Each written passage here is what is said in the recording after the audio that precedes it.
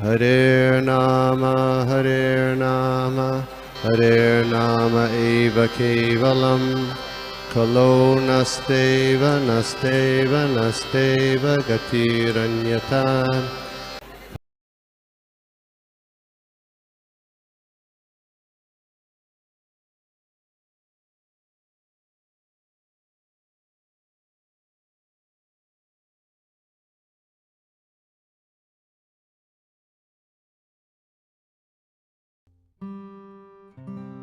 Om Namo Bhagavate Vasudevaya. Om Namo Bhagavate Vasudevaya.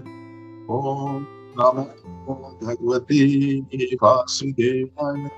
Narayana Namaskritya Naram Chaiva Narottamam Devi Saraswati Vyasa Tato Jayamuni Nastapayeshu Abhadreshu Nityam Bhagavad Sevana Bhagavati Uttam Shloke Bhaktir Bhakti Nasti. Guruji, I would like to read the translation of these two shlokas, so please permit me. Before reciting Srimad Bhagavatam, which is very means of conquest, one should offer respectful obeisances unto personality of Godhead Narayana, unto Narayana Maharshi, the supermost human being, unto Mother Saraswati, the goddess of learning, and unto Vyasdev, the Godhead. By regular attendance in the classes on the Bhagavatam and by rendering of service to the pure devotee, all that is troublesome to the heart is almost completely destroyed. And loving service to personality of Godhead, who is praised with transcendental songs, is established as a biblical fact. तो जब हम भगवान का महिमा का गुणगान करते हैं, तो service is established as a biblical fact. उसके बाद क्या होता है? तदा रजस्तम भाव काम लोभ दया यश्चये चेत तैतरना वितम स्थितम सर्वे प्रसीदति. As soon as irrevocable loving service established in the heart, the effect of nature's modes of passion and ignorance, such as lust, desires, and hankering, disappear from the heart. Then the devotee is established in the goddess goodness, and he becomes completely happy. Om Jnanatigrandhasya Jnanakshalakhya Chakshunmilitam Tasmai Shri Guruve Namah. Sri Chaitanya Manoabhishtam Sthapitam Yena Bhutale Swayam Rupa Tamaya Sarvadatika Vandeham Sri Guru Sri Yuttapadakam Sri Mohan Vaishnavascha Shri Rupa Sagrajat Gana Raghunatha Vintam Sajivan Padvet Dutam Harijan Krishna Chaitanya Deva Sri Radha Krishna Pad Sahagana Lalita Sri Vishakha. Hey Krishna Karuna Sindhu Dīna Jagatpate Gopesh Gopika Kanta Radha Kanta Namostute Tapta Kanchan Gaurangi Radhe Vaneshwari Vrashvano Sute Devi Pranamami Hari Priye Vancha Kalpadrubhescha Prabha Sindhu Decha Patita Nam Pavnebhyo Vaishnavibhyo Namo Namaha. Jai Sri Prabhu Nityananda Shri Advaita Gadadhar Srivasadi Gaur Bhakta Vrinda. Hare Krishna Krishna Hare Hare Hare Rama Rama Rama Hare Hare. हरे कृष्णा. प्रभु जी, माता जी, मैं आपके group का धन्यवाद और specially group को धन्यवाद करता हूँ, जिन्होंने मुझे ये मौका दिया कि मैं श्रीमद् भागवत जैसे ग्रंथ मेरी क्षमता नहीं होते हुए भी मैं कुछ कहने का प्रयास करूंगा. गोपी मनोहर प्रभु जी ने जो मेरा इंट्रोडक्शन दिया वो आगे अधूरा है. जब गोपी मनोहर प्रभु जी कुवैत में हमारे साथ थे, तो प्रभु जी हमारी भक्ति वृक्षा की क्लास लिया करते थे. अर्थात कहने का अर्थ यह है कि जब प्रभु जी एक एज ए टीचर थे, तब हम जो है ना घुटनों के बल चलने वाले लोग थे. तो ऐसे वैष्णवों की कृपा से जो है ना, और गुरु महाराज की कृपा से हम लोग आज यहाँ तक पहुंचे हैं। लेकिन अभी तो कहना चाहिए मंजिल बहुत दूर है, लेकिन हमें इसका अफसोस नहीं है कि मंजिल दूर है, क्योंकि हम रास्ते पर हैं और कभी ना कभी तो मंजिल मिलेगी। तो आज का जो सब्जेक्ट है हमारा, वो प्रभु जी ने मुझे बताया कि आप लोग तीसरे स्कंद में 25 अध्याय का अध्ययन कर रहे हैं, और मुझे 8 और 9 श्लोक के बारे में बोलने के लिए बताया गया। तो थोड़ा सा जो है ना इस चैप्टर के बारे में मैं थोड़ा सा इंट्रोडक्शन देना चाहूंगा। आपने तो सबसे आप काफी समय से ये सुन चले आ रहे होंगे, लेकिन मैं ऐसा रिपीट करूंगा तो मुझे भी फिर से जो है ना उसकी स्मृति हो आएगी। तो ये जो चैप्टर है इसका नाम है भक्ति योग की महिमा, और ये है कपिल देव, भगवान कपिल देव और माता देवहूति के आपस में संवाद है। तो ये जो ऐतिहासिक और सांस्कृतिक संदर्भ है इनका, श्रीमद् भागवत के तीसरे स्कंद के 25वें अध्याय में कपिल देव अपनी माता देवहूति को सांख्य योग, भक्ति, मोक्ष और माया जगत के जंजालों के विषय में उपदेश देते हैं। इस संवाद का प्रारंभ देवहूति की मौतक जीवन से उत्पन्न पीड़ा और मोक्ष की तीव्र आकांक्षा से होता है। वह साफ साफ कहती है कि उनके जीवन में इंद्रियों का विक्षोभ और मोह अज्ञान का अंधकार है। पिता कर्दम मुनि के वन गमन के बाद देवहूति को अपनी स्थिति का गहरा बोध या एहसास होता है। वह अपने अवतारी पुत्र श्रीयुत कपिल देव से प्रामाणिकता से निवेदन करती है कि वे उन्हें इस भाव सागर से पार लगाएं, क्योंकि अब उन्हें अपनी अल्पता, असहायता और भगवान के अनुकंपा का एहसास हो चुका है। तो ये छोटा सा जो मैंने इसका इंट्रोडक्शन दिया है। फिर आगे जो श्लोक है 8 और 9, ये देखा जाए तो ये सीक्वेंटल श्लोक नहीं है। इसको आप ऐसे समझ सकते हैं कि जैसे एक माला पर 2 जुड़े हुए मोती हैं, जिसमें से दूसरे के संदेश को आता है, और साथ में वो भक्तियों के सार पर भगवान कपिल से अपनी माँ देवहूति को एक कम्पैक्ट सा और गहन शिक्षण बनाते हैं। तो पहला श्लोक पढ़ते हैं।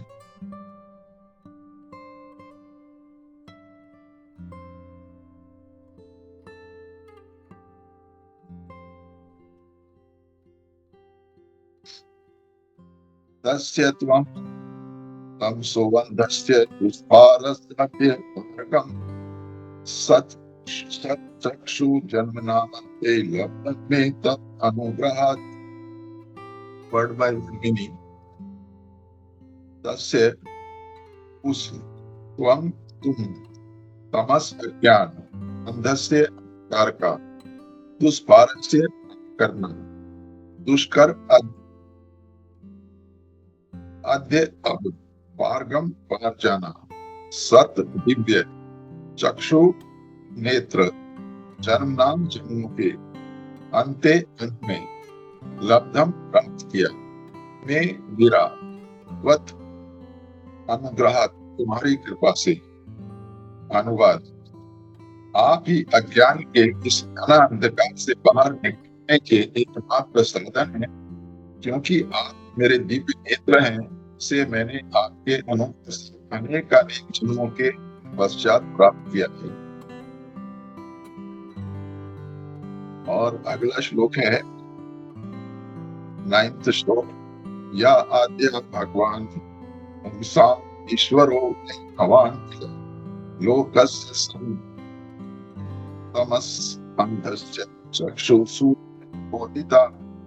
यह जो आद्य मूल भगवान उन समस्त जीवों के ईश्वर स्वामी वह वास्तव में महान और किल संदेह निसंदेह लोकस्य ब्रह्मांड का तमसा ज्ञान के से अंधस्य का चक्षु नेत्र सूर्य सूर्य इव सदस्य उदित हुआ है। अनुवाद डिवाइन ग्रेस श्रीमती वेदांत स्वामी मिश्र गुप्ता। आप श्री भगवान हैं जो समस्त जीवों के मूल तथा परमेश्वर हैं। आप ब्रह्मांड के अज्ञान रूप अंधकार को दूर करने के लिए सूर्य किरणें विस्तारित करने के लिए उदित हुए हैं। हरे Krishna. Should I read the purport also? Hari बोल। नहीं चलेगा प्रभु जी, यू कैन स्टार्ट। अच्छा, टाइम की कमी की वजह से हम लोग। ठीक है। और मैं कितने बजे तक कर सकता हूँ? अराउंड 40 मिनट्स प्रभु। ठीक है प्रभु। इससे पहले कि हम अपने मेन श्लोक के ऊपर जाएं, मैं एक और श्लोक कोट करना चाहता हूँ जो श्रीमद् भागवत के 3rd कैंटो के 7th चैप्टर का पहला श्लोक है। उसमें सुखदेव गोस्वामी कहते हैं, O king, while Maitreya the great sage was thus speaking, Vidura the learned son of Dvaipana Vyasa expressed a request in a pleasing manner by asking the question। आप सब लर्नेड जैना भक्त हैं। श्रीमद् भागवत की जो सीक्वेंस है ना, वो कोई ऐसा सीक्वेंस नहीं है एक के बाद एक घटना घटी हो, लेकिन वो आगे पीछे होके बताई गई है। यहाँ पर सुखदेव गोस्वामी ने भागवत अपने पिता से सुनी थी। वो उन्होंने शुक्रताल जो मुजफ्फरनगर के पास है वहां पर श्री परीक्षित महाराज को सुनाई थी। उनमें एक सूत गोस्वामी भी थे। उन्होंने सारी भागवत सुनकर कंठस्थ किया और उसी भागवत को नैमिषारण्य में सुनाया। तो नैमिषारण्य में जब सुना रहे थे तो वहां एक शौनक ऋषि थे जो उनकी कथा में शामिल थे। उन्होंने सूत गोस्वामी से पूछा, तो सूत गोस्वामी ने बताया, जो सूत गोस्वामी बता रहे हैं वो कथा बता रहे हैं मैत्रेय मुनि और विदुर का संवाद। और मैत्रेय मुनि और विदुर का जो संवाद है, उनका जो चर्चा का विषय है वो माता देवहूति और भगवान कपिल का संवाद है। तो थोड़ा सा सीक्वेंस है, एक कथा के बीच में दूसरी कथा के बीच में है। तो यहाँ पर जो मैंने श्लोक का रेफरेंस दिया उसमें एक बड़ा महत्वपूर्ण मैसेज है, expressed request in A pleasing manner by asking this question. तो जब यहाँ पर विदुर जी है वो क्वेश्चन पूछ रहे हैं उनसे, विदुर जी क्वेश्चन पूछ रहे हैं ईश्वर और जीव के बारे में। और इसमें एक महत्वपूर्ण मैसेज है, और मैसेज में कहा गया है, he expressed a request in a pleasing manner by asking this question। So हम ऐसा देखते हैं कि फर्स्ट चैप्टर ऑफ भागवतम, उसका टाइटल है क्वेश्चंस बाय सेजेस, यानी मुनियों की जिज्ञासा। और इस चैप्टर का टाइटल है further inquiries by Vidura. The whole scripture, जैसे Bhagavad Gita, Bhagavatam, they are all full of questions, जिसमें डिवोटी संतों से या भगवान कृष्ण से डायरेक्ट प्रश्न करते हैं। जैसे उदाहरण के तौर पर भगवत गीता में धृतराष्ट्र जो है संजय से पूछते हैं, अर्जुन भगवान श्री कृष्ण से पूछते हैं, और नारद जी ब्रह्मा जी से पूछते हैं, और देवहूति माता यहाँ पर लॉर्ड कपिल से पूछ रही हैं, परीक्षित महाराज जो है ना श्रील सुखदेव गोस्वामी से पूछते हैं, तो ये जो first chapter of third canto, इसमें अगेन क्वेश्चन बाय विदुर के नाम से है। यहाँ पर विदुर जी क्वेश्चन पूछ रहे हैं मैत्रेय मुनि से। सो इन सब के क्वेश्चन में एक चीज बड़ी कॉमन देखी गई है कि ये जितने प्रश्न करता है बड़े विनम्र भाव से प्रश्न कर रहे हैं। So actually asking question is the only accessing knowledge from other people. जब तक हम आप प्रश्न नहीं करेंगे तो सीखेंगे नहीं। तो प्रश्न किससे करना है? अपने से श्रेष्ठ भक्तों से प्रश्न करना है ताकि हम उनसे सीख सकें। So महत्वपूर्ण बात यह है कि आप सही क्वेश्चन पूछें, और जो बहुत ही महत्वपूर्ण बात है उसके बारे में आप प्रश्न करें। तो जब आप सही तरह से जो है ना अप्रोच करते हैं, और तो ये जो क्वेश्चन है वो साधुओं को या गुरु को मोटिवेट करता है और उनको इंस्पायर करता है कि जो उनके आपके प्रश्न का उत्तर बहुत ठीक से दे सके। तो क्वेश्चंस जो हैं वो एक राइट एटीट्यूड के साथ और हम्बल टोन के साथ पूछे जाने चाहिए। तो ये जो क्वेश्चंस हैं वो सीनियर डिवोटीज के साथ या गुरु के साथ किसी भी प्रकार की चैलेंजिंग मीट में नहीं पूछे जाने चाहिए। जैसे भगवत गीता के 4th चैप्टर के 34th श्लोक में भगवान बताते हैं, तद विद्धि प्रणिपातेन त्रिप्रश्नसेव्या उपदेक्षन्ति ज्ञानं तत्त्वदर्शिनः। अर्थात just try to learn the truth by approaching a spiritual master, inquire from him submissively and render service unto him. The self-realized souls can impart knowledge unto you because they have seen the truth. So कहने का अर्थ यह है, जब हमको भगवान के बारे में जानना है तो हमको किसके क्वेश्चन करने चाहिए? एक ऐसे व्यक्ति से जो तत्वदर्शी ना हो, जिसने तत्व का दर्शन किया हो, यानी सेल्फ रियलाइज सोल हो, ऐसे से क्वेश्चन करना चाहिए।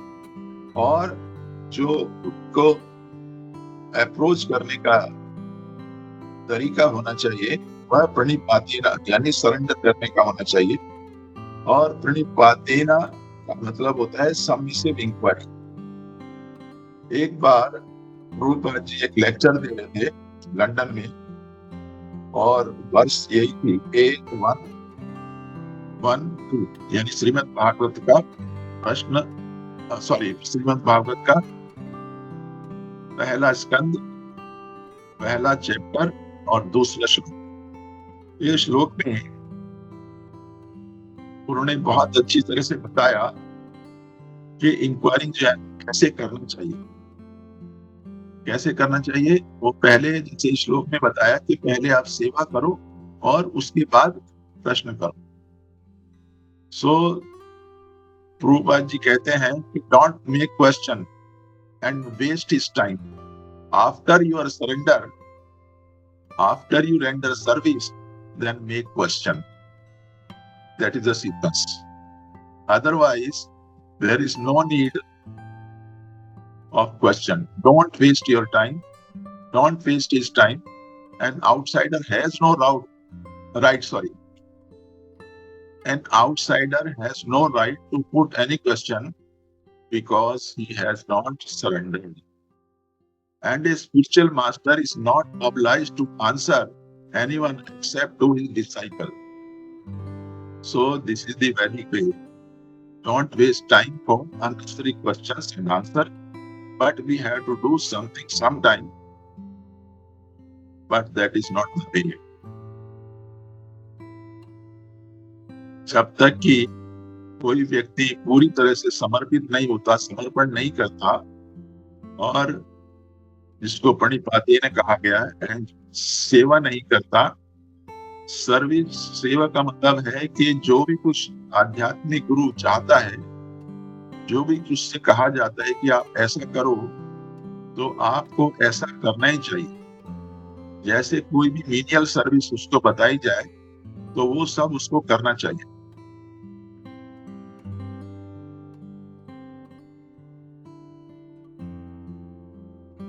इस प्रकार जो है ना ये बताया गया कि क्वेश्चन जो है ना किस प्रकार पूछने चाहिए।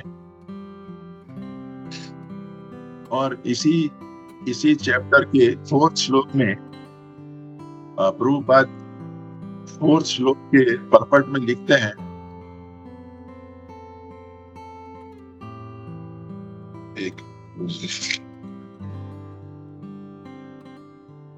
जब प्रश्नकर्ता प्रामाणिक हो और वक्ता भी अधिकारी हो तो प्रश्नोत्तर संतोषजनक ढंग से मिलता है। ये बहुत जरूरी है कि प्रश्नकर्ता भी प्रामाणिक हो और वक्ता भी अधिकारी हो।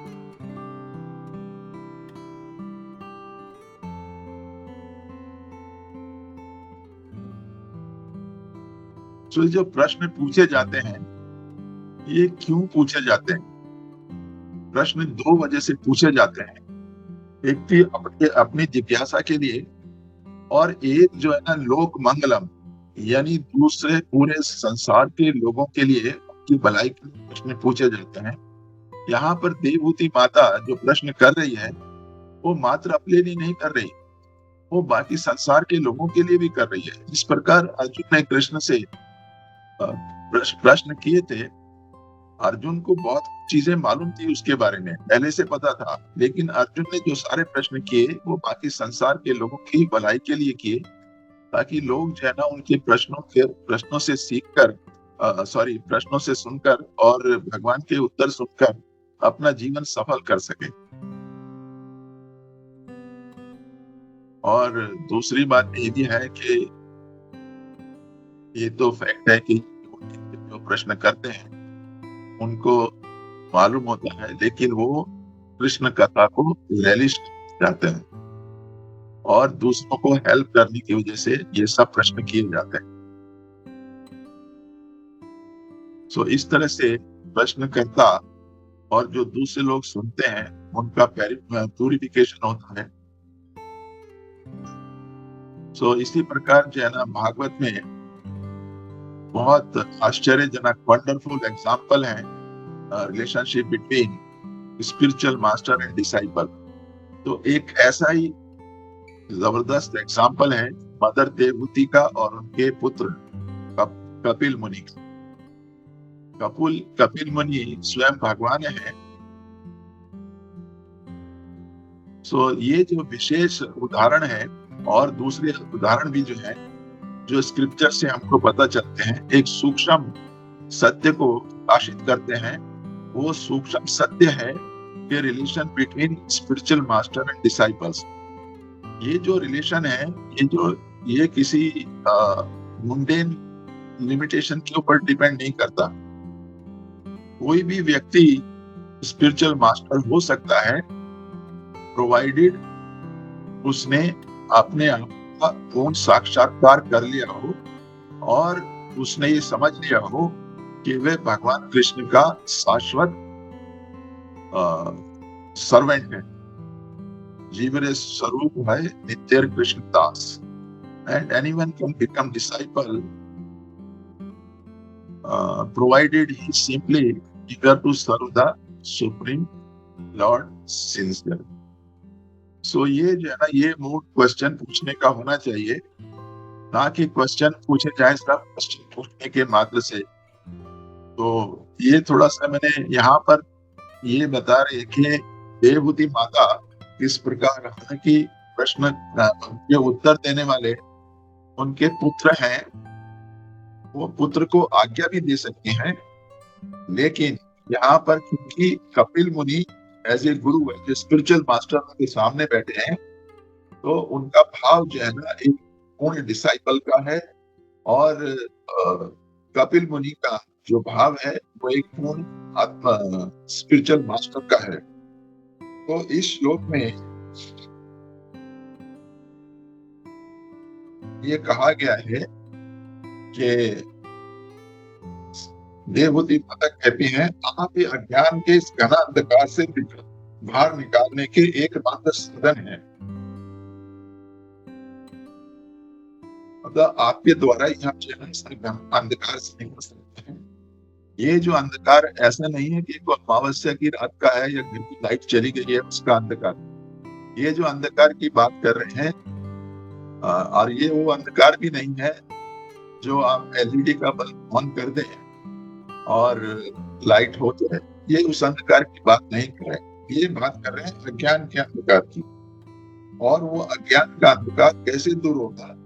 जब किसी को गुरु यानी आध्यात्मिक गुरु उनको स्पिरिचुअल आइज यानी दिव्य नेत्र प्रदान करता है, से मैंने आपके अनुग्रह से अनेकानों जन्मों के पश्चात प्राप्त किया है। तो माता कह रही है कि ये जो मुझे नेत्र मिले हैं इससे मैं अज्ञान के सागर से बाहर निकल सकती हूँ। ये मैंने अनेकानेक आपकी कृपा से। विशेष बात यहाँ पर यह है कि भगवान की कृपा के बगैर कुछ भी संभव नहीं। तो यहाँ पर यह बताया गया कि भगवान की कृपा से उन्हें ऐसे नेत्र मिले हैं, दिव्य नेत्र मिले हैं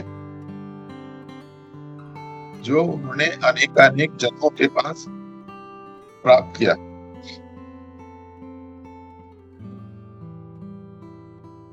और इस श्लोक में एक विशेष शब्द है तमस अंदर से दुष्पारस्य। तमस से अंदर से दुष्पारस्य का मतलब होता है अज्ञान का अंधकार जिसे पार करना मुश्किल है। ये विशेष रूप से मनुष्य जीवन का एक मूल प्रॉब्लम है, समस्या है, जो श्लोक में बात बताई गई है। यह जो बात हो रही है केवल सामान्य अज्ञान की नहीं है, अपितु आत्मा की अपनी असली पहचान और उसका परम तत्व के साथ संबंध और इस संसार के जटिल बंधनों को भूल जाना ही इस अज्ञान का आधार है। तो हम जो है ना भगवान के साथ यानी परम तत्व के साथ अपना संबंध भूल चुके हैं। देवहूति कर्दम मुनि की पत्नी है, वह यह स्वीकार करती है कि इस गहन अंधकार में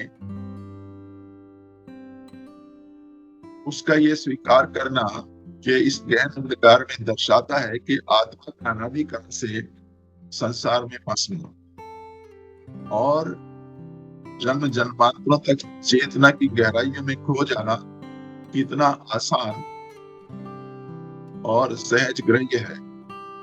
ये जो संस्कृत का वर्ड है दुष्पारस्य का अर्थ है कि ये जो अज्ञान है ये अत्यंत दुर्जेय है, इसको जीत पाना बहुत कठिन काम है, जिसका पार पाना बहुत कठिन है। जैसे कोई अथाह सागर को स्वयं अकेले पार नहीं कर सकता, उसी तरह से इस संस्कृत को पार करना भी बहुत कठिन है। भगवान भगवद गीता के 7th chapter के 14th श्लोक में बताते हैं दैवी ईशा गुणमयी ममतया दुरत्य मामे ये प्रपंचन्ते मामे। यह मेरी देवी शक्ति जो 3 गुणों से युक्त है, अत्यंत कठिनाई से पार की जा सकती है, किंतु जो मेरे शरणगत हो जाते हैं वे इस माइक शक्ति को सहज ही पार कर जाते हैं। जैसे यहाँ पर इस श्लोक में माता देवहूति अपनी कमी इनकैपेबिलिटी स्वीकार करती हैं कि एकमात्र साधन आप हैं, यानी आप यानी भगवान है ये संसार करके करने का। तो इस श्लोक में बताते हैं भगवान खुद कहते हैं जो मेरे शरणागत हो जाते हैं वह इस माया शक्ति को सहज ही पार कर जाते हैं। इसमें जो एक और अगला शब्द है सतचक्षु। सचक्षु अर्थात दिव्य नेत्र। यह जो शब्द है अगर इसको फिलोसफिकल तरीके से देखा जाए तो ये बहुत गूढ़ है।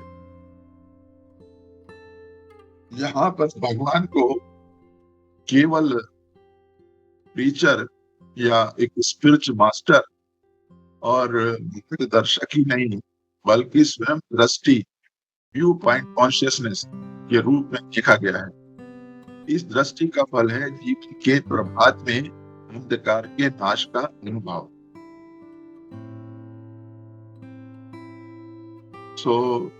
देवहूति के अनुभव में जितना भी तीर्थ, जप, तप, यज्ञ आदि किया गया, उनका सफल होना भगवान की कृपा पर निर्भर करता है। बिना उनकी कृपा से जन्म जन्मांतर तक चल सकता है, लेकिन जब अनुग्रह प्रकट होता है तब दिव्यता या जो नेत्र या सच्चक्षु जिसकी बात यहाँ पर की गई है, वो आत्मा की स्मृति में प्रकट होता है। और इसके बाद एक और सेंटेंस वो बोलती हैं कि जन्म जन्मांतरों के पश्चात अनुग्रह की प्राप्ति हुई है, यानी जन्म नाम अंते लभ्यता अनुग्रह। यह एक ऐसा पॉइंट है जिसका संबंध केवल एक ह्यूमन एंडेवर या साधना से नहीं, बल्कि भगवान की स्वतंत्र कृपा से है। पहले भले ही असंख्य बार जीव जन्म ले ले, लेकिन जब परमात्मा की अनुकंपन प्राप्त हो, तब तक प्रगति अधूरी है। तो ये प्रगति जो है भगवान की कृपा या किसी स्पिरिचुअल मास्टर की या वैष्णव की कृपा से प्राप्त होती है। वो जी माता जी, मैंने अपने एक्सपीरियंस से और इसमें शास्त्रों में पढ़ा है कि भक्ति जो है वो हमारे प्रारब्ध नहीं है। हमारे प्रारब्ध के फल जन्म, मृत्यु, हानि, लाभ, यश, अपयश, ये हमारे प्रारब्ध के फल हैं। लेकिन भक्ति जो है हमें भगवान की कृपा से या गुरु की कृपा से या किसी वैष्णव की कृपा से मिलती है। हम सब बड़े भाग्यशाली हैं जो इस सभा में बैठे हैं, कथा सुन रहे हैं, नाम स्मरण कर रहे हैं, कीर्तन कर रहे हैं। ये यकायक ऐसा नहीं है कि आपने किसी इलेक्ट्रिसिटी का स्विच ऑन किया हो और पंखा चालू हो गया हो और या बजट चालू हो गया। ये ऐसा नहीं है, बिल्कुल भी नहीं है। ये किसी ना किसी वैष्णव की, आध्यात्मिक गुरु की और भगवान की कृपा से ही प्राप्त हो जाता है। इसमें जो अर्थक शब्द है जिसको कहा गया पारक, पार का मतलब है कि इस पार से उस पार ले जाना। इस पार और उस पार से मतलब नहीं है कि आप जो है ना हिंद महासागर के इस किनारे से दूसरे किनारे चले जाएं। यहाँ पर जो है ना बात की गई है कि भाव सागर या संसार सागर के पार करने की। हमारे शास्त्रों में अक्सर इस शब्द का उल्लेख होता है कि भाव सागर या संसार सागर पार करने की उपमा दी जाती है। यहाँ पर देवहूति का भाव यही है और बहुत हम्बल और शरणागत है कि अब आप ही, वो कपिल देव से कह रही हैं कि आप ही पार लगाइए, आपके बिना ये संभव नहीं। एक्चुअली हमारी स्थिति तो इस प्रकार है जैसे समुद्र में कोई चौपाया, फॉर एग्जाम्पल अगर कुत्ता गिर जाए तो वो किसी बाहरी सहायता के बगैर उस सागर से निकल नहीं सकता। तो इसी प्रकार हम भी इस भाव सागर से किसी वैष्णव की कृपा के बगैर या आध्यात्मिक गुरु की कृपा के बगैर या भगवान की कृपा के बगैर हम नहीं निकल सकते। और इसकी जो फिलोसॉफिकल डेफिनेशन जो इसमें जो है ना, ये जो श्लोक है इसका संदेश जो है वो शरणागति का है। ये जो श्लोक है शरणागति का यानी आत्मसमर्पण का, बहुत गूढ़ संदेश देता है।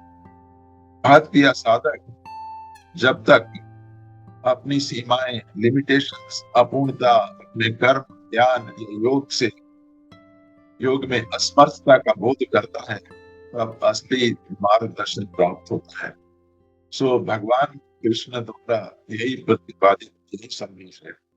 सो श्रीमद् भागवत, भगवद गीता आदि सभी ग्रंथों में ये हमको देखने को मिलता है। भगवान भी जो है ना भगवद गीता के 18वें अध्याय के 66वें श्लोक में बताते हैं, सर्वधर्मान् परित्यज्य एकं शरणं व्रज अहं त्वं सर्वपापेभ्यो विमुक्ष्यसि मा शुचः।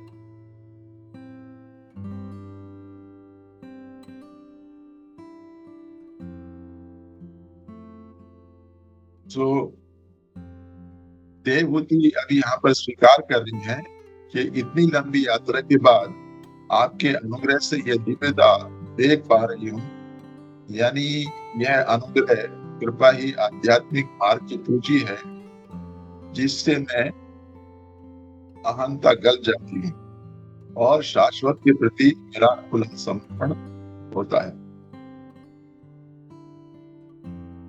और ये जो श्लोक है, एक और इसके बारे में हमको बता, वो है गुरु शिष्य संबंध और ज्ञान परंपरा।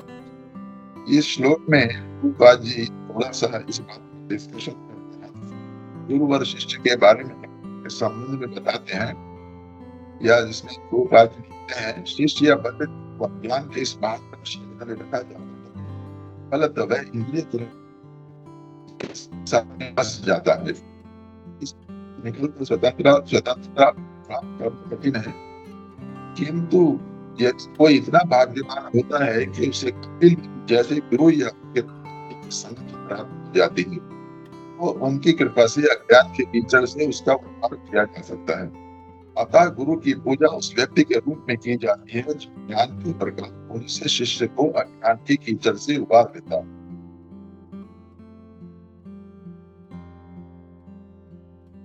फिर से वो जो श्लोक मैंने पहले बताया था 7.1, दैवी एषा गुणमयी माया दुरत्तय उपमेय प्रपदं तां परन्ति, जिसके तात्पर्य में प्रभुपाद जी लिखते हैं, इसका सेकंड पैरा जो है मैं आपके साथ पढ़ के शेयर करता हूँ।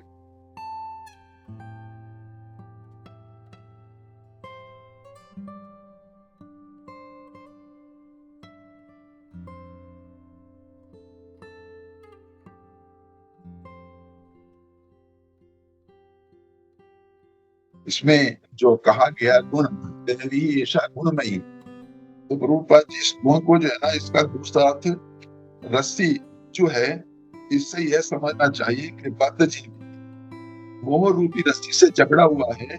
यदि मनुष्य के हाथ पैर बांध दिए जाएं तो वह अपने को छुड़ा नहीं सकता। उसकी सहायता के लिए कोई ऐसा व्यक्ति चाहिए जो बंधा न हो, क्योंकि एक बंधा हुआ व्यक्ति दूसरे बंधे हुए व्यक्ति की सहायता नहीं कर सकता। अतः रक्षक को मुक्त होना चाहिए। अतः केवल कृष्ण या उनके प्रभावी प्रतिनिधि गुरु ही बद्ध जीव को छुड़ा सकते हैं। बिना ऐसी उत्कृष्ट सहायता के बंधन से छुटकारा नहीं मिल सकता। भक्ति या कृष्ण भावनामृत इस प्रकार के छुटकारे में सहायक हो सकता है। कृष्ण माया के अधिकार होने के नाते इस दुर्लभ शक्ति को आदेश दे सकते हैं कि बद्ध जीव को छोड़ दे। वे शरणागत जीव पर अहेतु की कृपा तथा वात्सल्यवश जीव को मुक्त किए जाने का आदेश देते हैं, क्योंकि जीव मूलतः भगवान का प्रिय पुत्र है तथा निष्ठुर बंधन से मुक्त होने का एकमात्र साधन है भगवान के चरण का मुखी शरण ग्रहण करना। तो ये बहुत इंपॉर्टेंट चीज है कि हमें अगर कोई मुक्त कर सकता है तो या तो स्वयं भगवान या उनका कोई रिप्रेजेंटेटिव।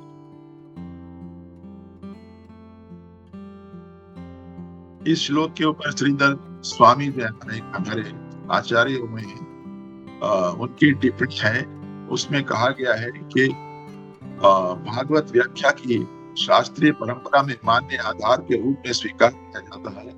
इस श्लोक की व्याख्या में विशेष पर भगवान या की कृपा से प्राप्त दृष्टि पर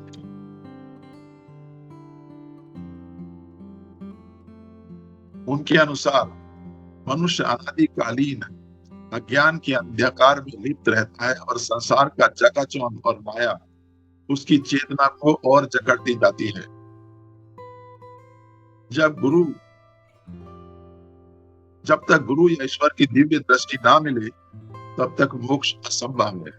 वे जन्म नाम अंत्य की व्याख्या इस प्रकार करते हैं, कई जन्मों तक साधना, त्याग, तर्क, ज्ञान, साधन सब अधूरे हैं, लेकिन जब कृपा घटती है तो उस साधन का सच्चा फल प्रकट होता है।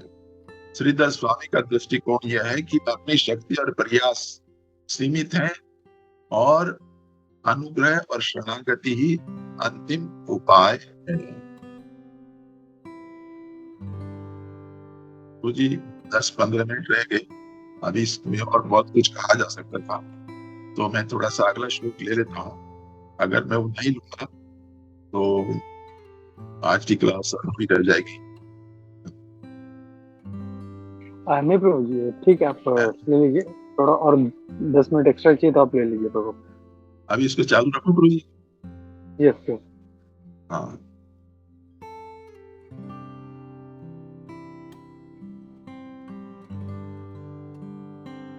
तो इस श्लोक का जो सार है, मनुष्य जन्म जन्मांतरों से संसार के अज्ञान के अंधार में अंधकार में भटकता है। जब वह विनम्रता पूर्वक भगवान या सद्गुरु की शरण में जाता है तभी उसकी वास्तविक प्रसन्नता, मुक्ति और दिव्यता आरंभ होती है।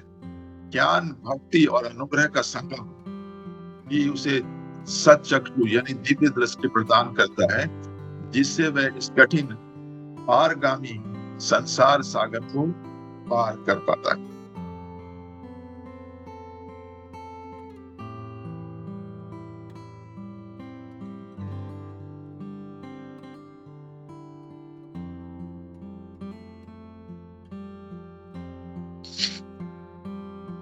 तो प्रभु जी, ये थोड़ा सा इंग्लिश में है तो मैं थोड़ी टूटी फूटी हिंदी में इसका ट्रांसलेशन कर दूंगा। In the example of Mother Devhuti, she prays to Lord Kapila for his mercy. It is very interesting to note how Srila Prabhupada expertly explained this prayer into spiritual master discipline succession relationship. Certainly, in this age, none of us are eligible to have the Lord Himself as our son. ये बड़ी भाग्यशाली थी जिनको कपिल देव अपने पुत्र के रूप में प्राप्त हुए, वो आज के समय में हमारे साथ संभव नहीं है। और इसलिए प्रभुपाद जी इस बात पर जोर देते हैं कि अगर भगवान से सीधे नहीं मिले तो उनके जो शुद्ध भक्त हैं उनसे मिले, जो कि उनसे अलग नहीं है। As Lord and His instructions are not different, also pure devotee and instructions are indeed not different.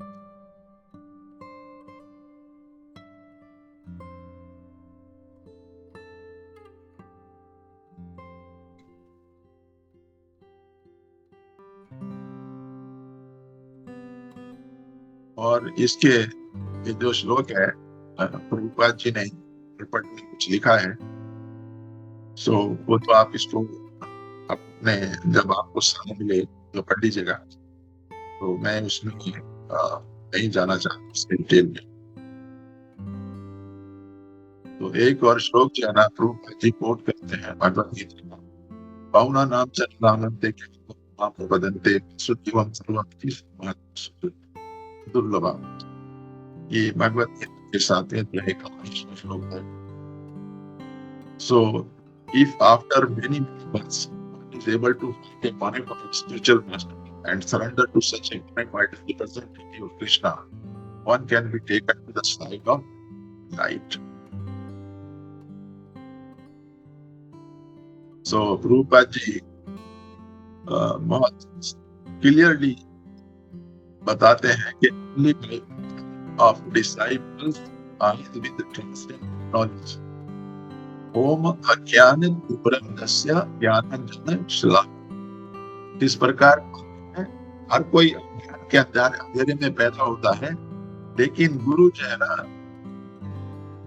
जो आंखें हैं उनमें दिव्य शलाक वो होता है जिससे पहले बहुत से लोग सुरमा लगाते थे ना, सुरमा लगाने वाली शलाक से वो अंजन लगाते हैं जिससे हम जो है ना अज्ञान की अंधेरी से निकलकर बाहर आ जाते हैं। सो इसका कोई आसान और चीप फॉर्मूला नहीं है कि जैसे बहुत से जगह में कहा जाता है आप 1,000 रुपया या 5,000 रुपये जमा कराइए और 6 महीने का कोर्स है, वो स्पेशल मंथ बताएंगे और आप जो है ना इस संसार सागर से पार कर दो। तो ऐसा कोई आसान तरीका नहीं है, ये सब जो है ना धोखाधड़ी है, लोगों को बेवकूफ बनाने वाले धोखे कि आप इतना पैसा दो, आपको स्पेशल देंगे, आप स्पेशल कोर्स कराएंगे और उसके बाद आप इस संसार सागर को पार जाएंगे। तो आसान तरीका क्या है?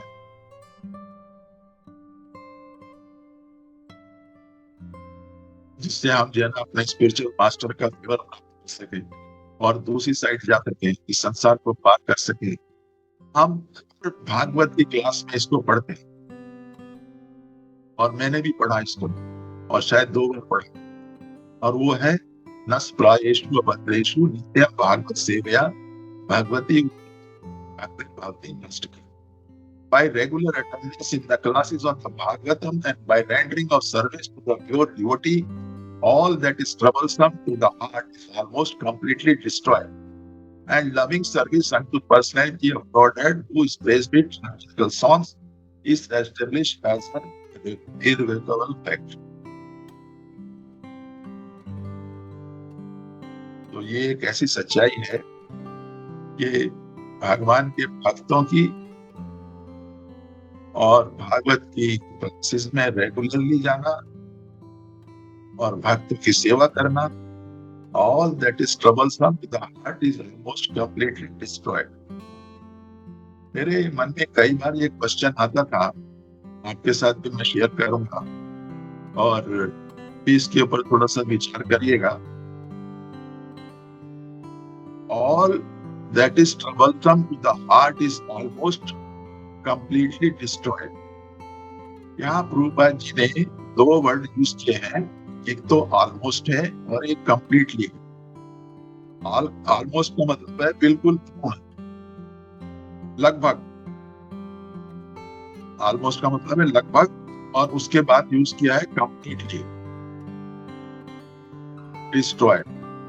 तो ये दोनों शब्दों में मुझे कई बार कंफ्यूजन होता था, तो मैंने एक अपने सीनियर गॉड ब्रदर से इसके बारे में प्रश्न किया, तो उन्होंने मुझे बताया कि प्रभुपाद जी ने इसमें कोई गलती नहीं की है कि उसने दोनों वर्ड बराबर यूज किए हैं, और लेकिन दोनों शब्द जो है ना वो एक दूसरे के विरोधाभास प्रकट करते हैं। एक तो कहता है ऑलमोस्ट और दूसरा कहता है कंप्लीटली, यानी लगभग का मतलब होता है अप्रोक्सीमेटली, और अगले वर्ड यूज करते हैं कंप्लीटली। लगभग और कंप्लीटली दोनों थोड़े से अलग अलग मीनिंग देते हैं। तो मुझे उन्होंने उत्तर दिया कि प्रभु जी, क्योंकि हम इस संसार में हैं तो कुछ ना कुछ कहीं ना कहीं थोड़ा बहुत जो है ना माया का प्रभाव रहेगा, और जो all that is trouble come to the heart, जो भी कुछ थोड़ा बहुत हृदय के ऊपर असर, इस संसार की माया का असर रहेगा, लेकिन फिर भी जो है ना वो कंप्लीटली डिस्ट्रॉय हो जाएगा। कंप्लीट डिस्ट्रॉय होने का मतलब ये है कि आपको भगवान की प्रेम और सेवा मिल सके। एंड कौन से भगवान? जिनकी हम महिमा का गुणगान ट्रांसडेंटल दिव्य भजनों के साथ करते हैं, और इस establish irrevocable fact. Irrevocable fact का मतलब होता है कि जो कभी वापस नहीं जा सके।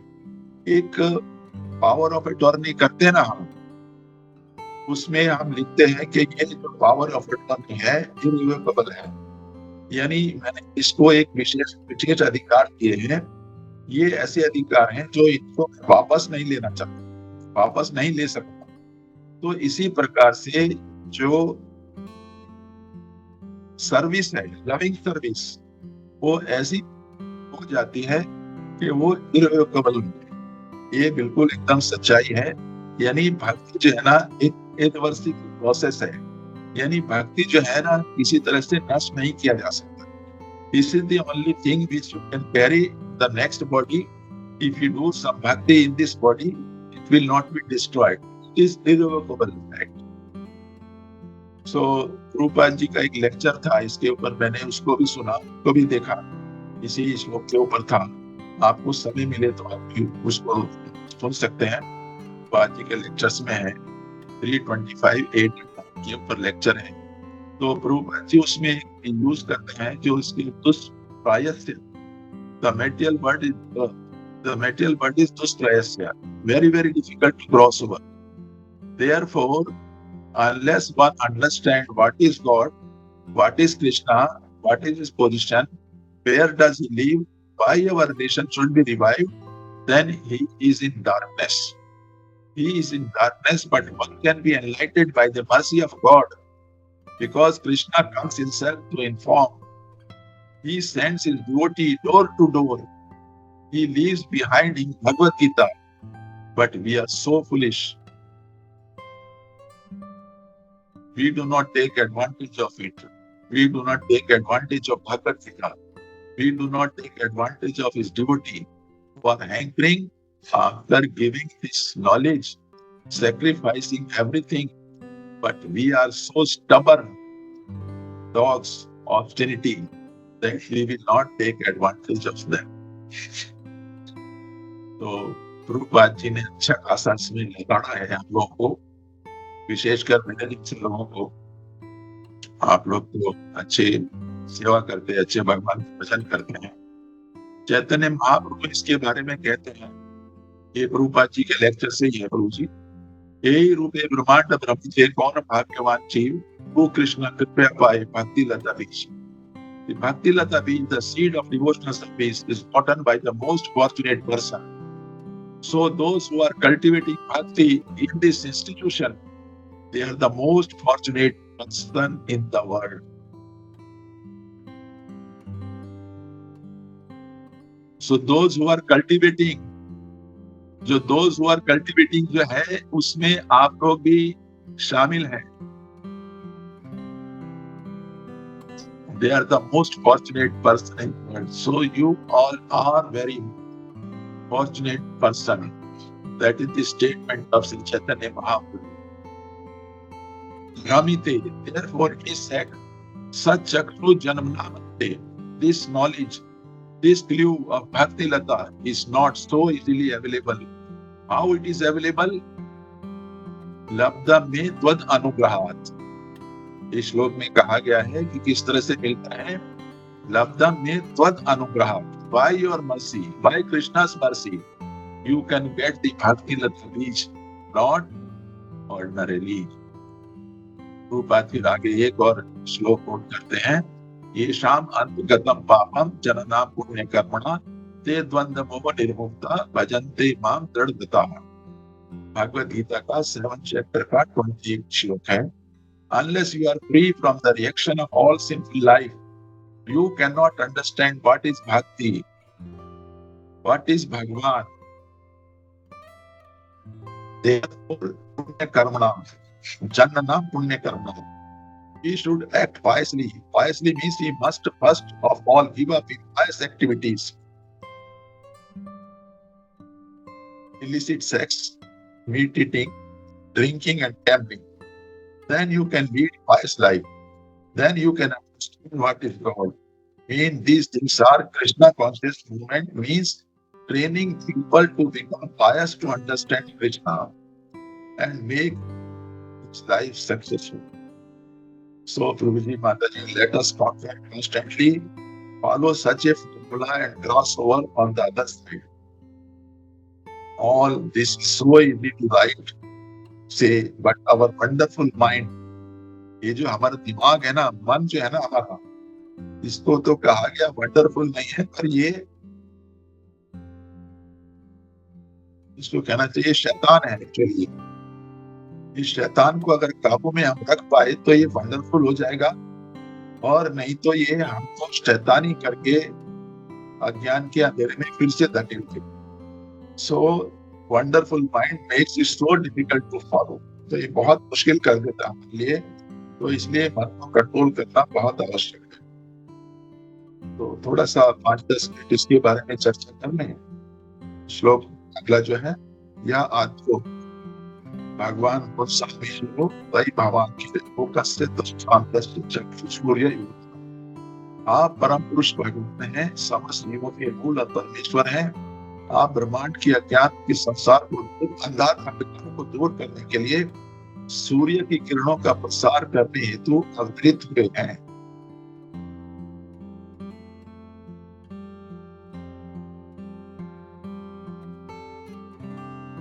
तो इसका भावांश जो है ना इस प्रकार है, मुझे इस श्लोक में देवहूति माता देवहूति भगवान की महिमा करती है, कहती है, हे प्रभु, आप समस्त जीवों के और इस सृष्टि के आदि पुरुष हैं, संपूर्ण दृष्टि के ईश्वर और स्वामी हैं। जैसे सूर्य के उदय होने पर तम अंधकार स्वतः नष्ट हो जाता है, वैसे ही ज्ञान रूपी प्रकाश के द्वारा अज्ञान माया का अंधकार दूर करते हैं। इस जगत के अज्ञान रूपी घोर तम का नाश करने के लिए आप नेत्र रूप सूर्य की भांति प्रकट हुए हैं।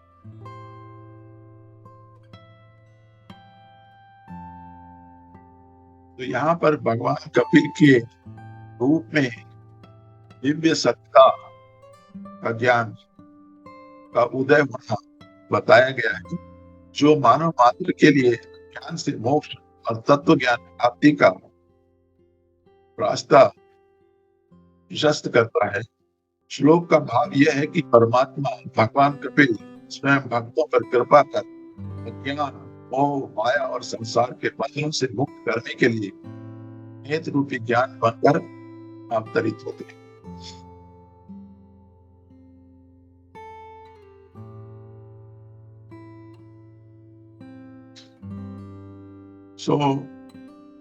इस श्लोक में भगवान को सूर्य के समान बताया गया है, जो अज्ञान को नष्ट कर जीव को ज्ञान और मोक्ष प्रदान करता है। यह जो सिमली है यानी उपमा है, अत्यंत गूढ़ है। जैसे नेत्र के बिना सूर्य केवल अस्तित्व जन्य है, परंतु सूर्य के प्रकाश के बिना नेत्र रहते हुए भी जगत नहीं देख सकते। अगर दिन की रोशनी है, सूर्य के प्रकाश के बिना अंधेरे में अगर हमारे नेत्र भी हैं, तो भी हमें कुछ दिखाई नहीं देता। इसी प्रकार भगवान कपिल के ज्ञान रूपी प्रकाश के बिना मनुष्य की आत्म दृष्टि और उसकी समझ भी अधूरी है। इस श्लोक में जीव की जो परम सत्ता है, उसके प्रति श्रद्धा, आत्मसमर्पण, ज्ञान और प्राप्ति के तत्पर महत्व दिया गया है। कपिल देव परमात्मा है, जो स्वयं अपनी कृपा से जीव का सत्य दर्शन का आंख प्रदान करते हैं।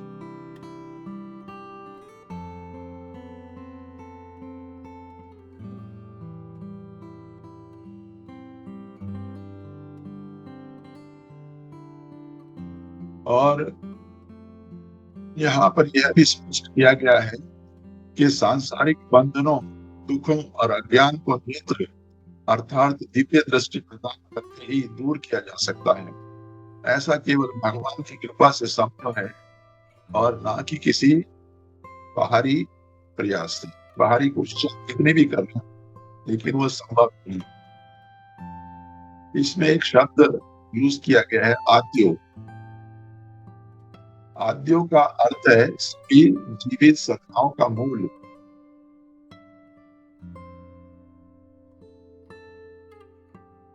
यानी पुंसाम ईश्वर अर्थ है जीवित सत्ताओं का स्वामी।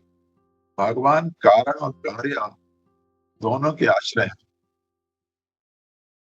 भगवान को कहा गया सर्व कारण। वैदिक दार्शनिकता के अनुसार कारण दृष्टिया भगवान आदि हैं। कारण दृष्टिया सभी उत्पत्ति, पालन और संहार के हेतु हैं, और जीव, माया और प्रकृति परंपरागत तत्वों की शास्त्रीय विमर्श ने भगवान की आदि पुरुष स्थिति पर सेल्फ सर्टिफाइड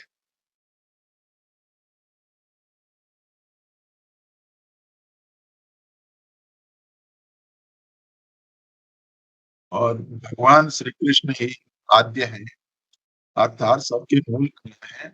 ब्रह्म और परमात्मा उनके ही आश्रित रूप है। ब्रह्म उनके शरीर से निकलने वाला तेज है, जैसे सूर्य से निकलने वाली रोशनी। परमात्मा भगवान का विस्तार है, जो प्रत्येक जीव में स्थित है। और भगवान भगवत गीता में भी इस चीज को प्रतिष्ठित करते हैं। आप सर्वस्व भगवत मत्ता सर्वते इति मत का भजन का भाव समन्वित।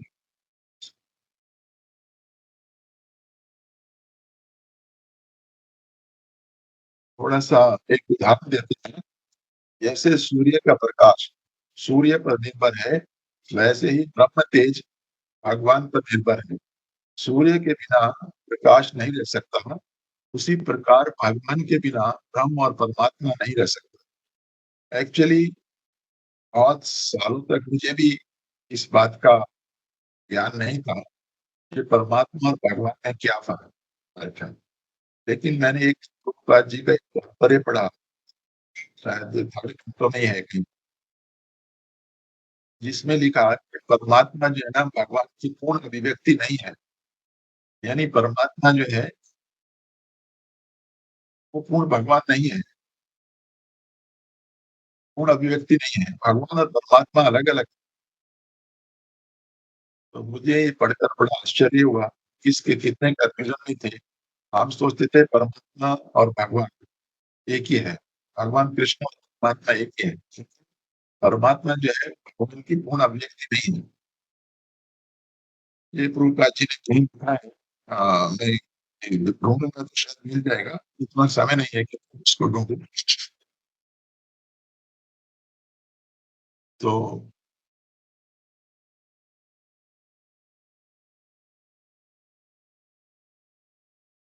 इसमें आगे लोकस्य तम नास्ति चक्षु इस श्लोक में बताया गया।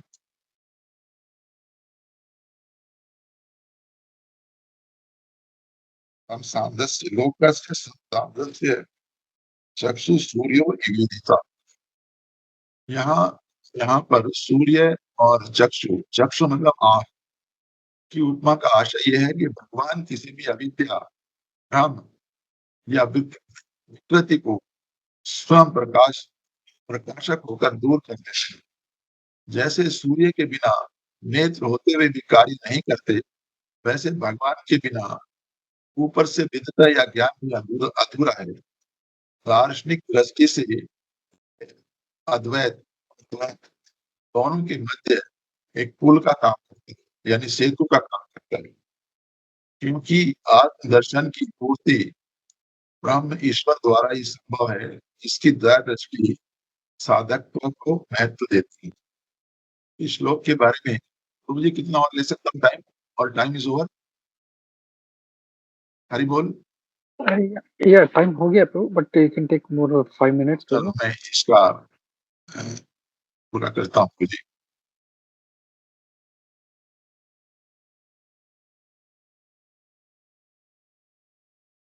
बस एक प्रभुपाद जी का कोट है, इंग्लिश में मैं थोड़ा पढ़ के इसको कवर करता हूँ।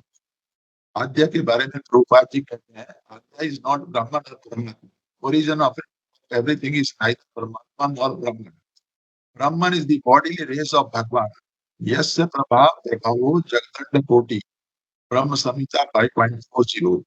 यह चक्र अस्ति जगत जगदंड क्षया जय अंतः यस्य प्रभाव। Just like sunshine, sunshine is not Adya, the sun god is Adya. The sunshine is distributed all over the world, all over the universe. Everyone knows it. But is it Adya? Is it the origin? No, no, no. It is not origin. The origin is the sun globe or the sun god. As soon as sun disappears, there is no more sunshine. Therefore, sunshine is not Adya. Sunshine is dependent on the sun globe. Similarly, this Brahman effulgence is dependent on the body of Krishna. Brahmano aham Uttishta. Similarly, Paramatma is also Krishna's expansion. So, Guruji, मैंने जो प्रयास किया, हो सकता है कुछ कहीं कमी रही हो, ये क्षमा करना। अगर किसी जी को मुझे प्रश्न है, तो जिज्ञासा कर सकते हैं, 2-4 मिनट ले सकते हैं। हरे कृष्णा प्रभु, बहुत बहुत धन्यवाद प्रभु। मैं क्विकली भक्तों से रिक्वेस्ट करता हूँ, किसी का कोई प्रश्न है, कोई शंका है, टीका टिप्पणी है, कमेंट्स हैं, कुछ एडिशनल पॉइंट्स हैं, तो we can take that. Please start speaking, start raising your hands. Hare Krishna.